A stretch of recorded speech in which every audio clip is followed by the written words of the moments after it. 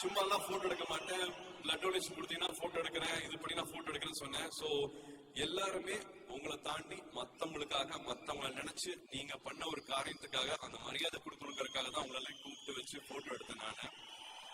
But photo எடுக்க ஒரு போதும் ஒவ்வொருத்தரும் வந்து என்கிட்ட சொன்னது வந்து, அண்ணா நீங்க நல்லா இருக்கீங்கல்ல, நல்லா இருக்கீங்களான்னு கூட கேட்கல, நீங்க நல்லா இருக்கீங்கல்ல, நல்லா இருக்கீங்கன்னு ரொம்ப அக்கறையோட கேட்டுட்டு இருந்தீங்க, ரொம்ப நம்பிக்கையோட கேட்டுட்டு இருந்தீங்க.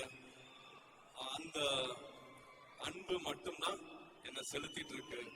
நான் போயிட்டு இருக்கேன் அப்படின்னா அது உங்களால மட்டுமே தான்.